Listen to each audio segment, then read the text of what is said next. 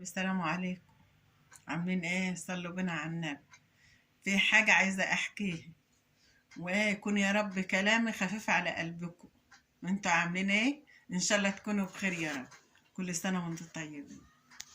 كنا احنا واخدين بيت كده، واحنا شغالين في مكان تاني. فكان معايا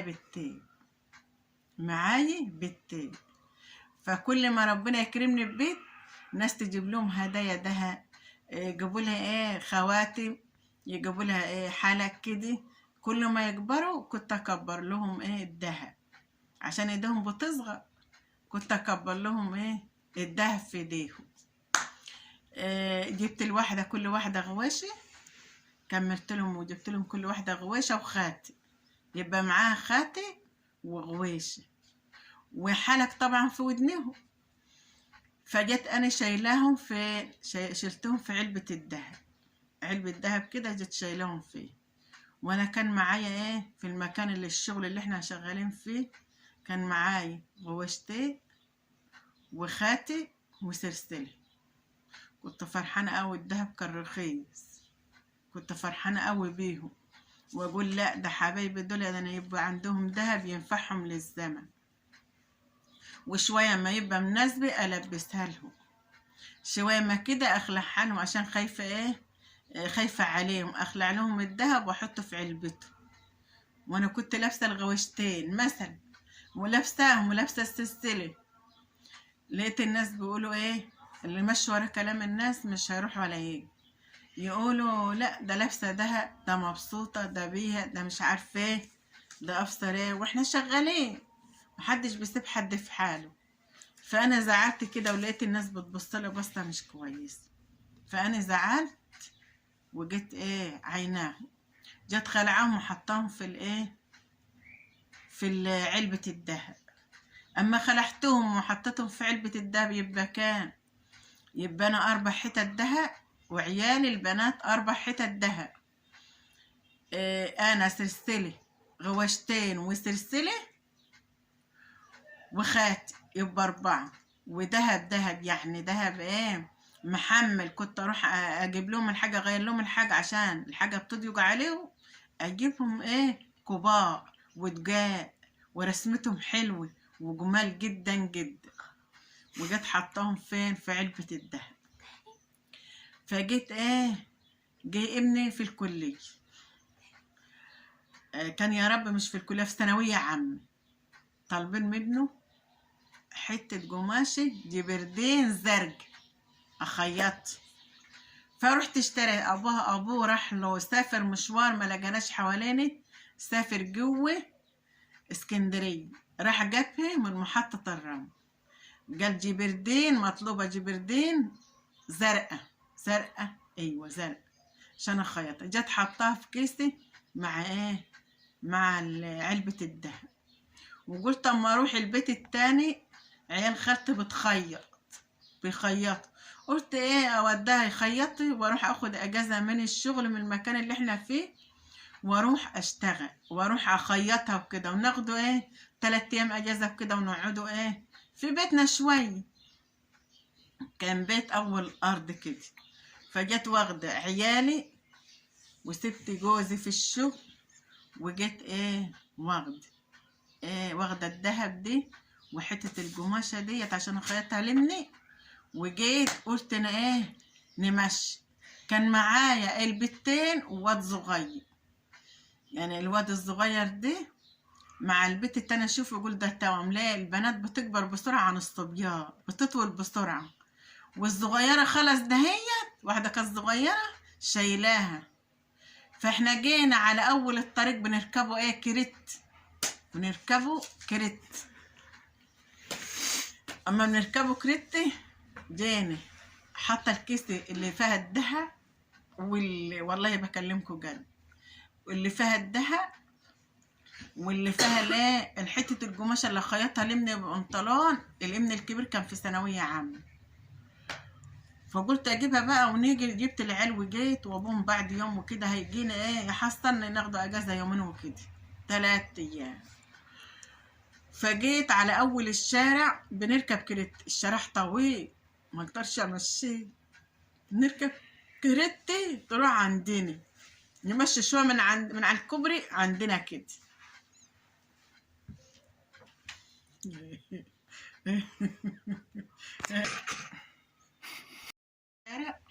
عشان الكريت ما لقيتش كريتات، قلت امشيهم بقى، امشيهم شويه. مشيت في المساكن، في شويه في ضل كده في المساكن. العيال بقى الصغيرين انتوا تايهين عنه، ده يشدني ويقول لي هاتي لي الشيبس، ده بسكوت، هاتي يا ماما هاتي لي يا ماما. بقوا يشدوا فيا في الشارع وانا خايفه عليهم وماسكاهم ايديا، وانا شايله واحده وشايله الكيسه في ايدي. وجيت العيال يشدوني من هنا يشدوني من هنا، اجيب لهم شيبس بسكوت بتاع عيال، ويشوفوا كل ما يشوفوا المحل عايزين منه. شويه جبت لهم شويه اخر ما بطلت وشايله على دراعي، وشايله لما دراعي نمل من الصغيره دي اللي ما بتمرش فيه. والله بكلمكم جد. جيت قعدت في ريح فرن كده، في حته مصطبه عاليه قدام بيت، وقلت بقيت نص الشارع شمس بقى، هرتاح شويه واتني شايلهم تاني واتني ماشي، شايله البيت وشايله الكيسه اللي فات ده والحاجات دي، واتني مكمله بقى لحد البيت. قعدت ارتاح شويه.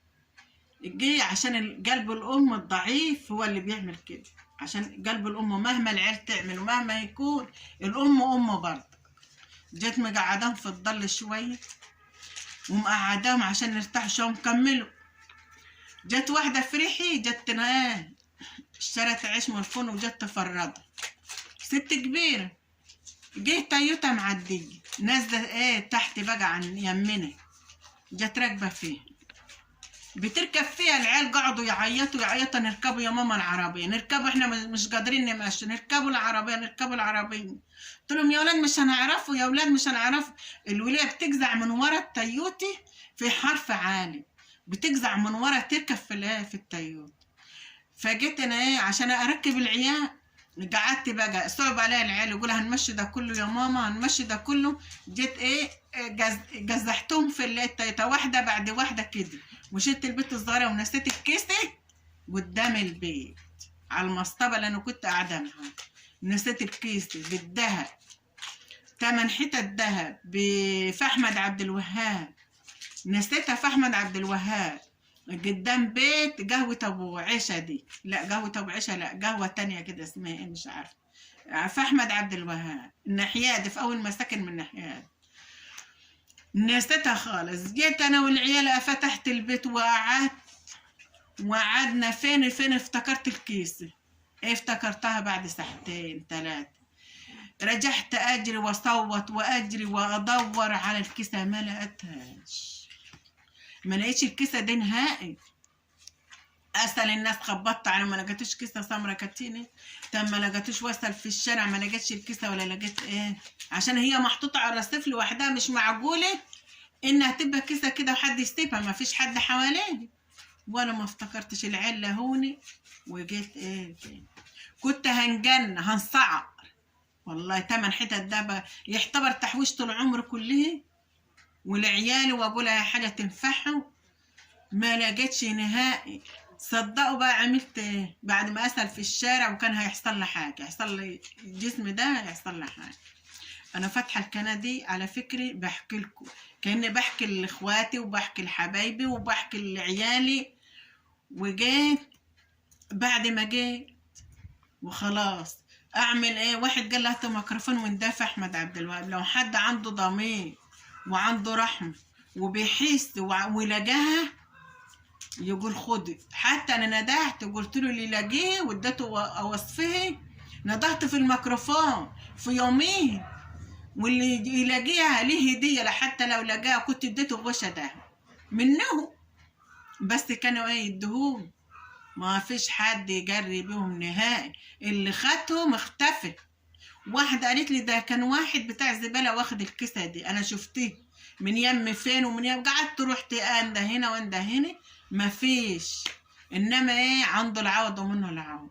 واللي بياخد حاجه الناس ربنا مش بيسهله، اللي بيطمع في حاجه الناس مش حاجته ربنا مش هيسهله. وربنا عوض علي، واهم شيء بصحتي. اهم شيء بصحتي. عمامي واخواتي واهلي يتصلوا بي يقولوا ده كانت عربية هتضرب عيل من عيالي، ودي الدهب دي فداه، الدهب دي فداه. كل حاجة فدا عيالك، ما تزعليش. انت لو رجعتي، لو بعنا فدان ارض من عندنا مش هيعالجك ولا مال الدنيا. عمي يقول لي اوعي تزعلي. في ناس تانية قالت ده شوفوا باعت الدهب ودته لاخواتها، ودتهم، قالوا كلام ياما ياما قوي علي، وربنا شاهد علي، وربنا هو لوحده شاهد علي. انا كنت شكلي ايه في الحالة دي. جوزي زعجلي شوية بس تراك بعد كده، زعجلي بس تراك. وفي ناس جاية ده شوفوا باعته وراحت ودته فين. اهلي اللي هي انجبر يقول احنا هنجيبولك بداله، ودي قلت لهم لا انا الحمد لله على كده، بس ربنا يشحت لي عيالي ويخليهم لي، والف حمد والف شكر. ومال الناس ما بينفعش، مال الناس كالناس ما بينفعش، وربنا بيعوض.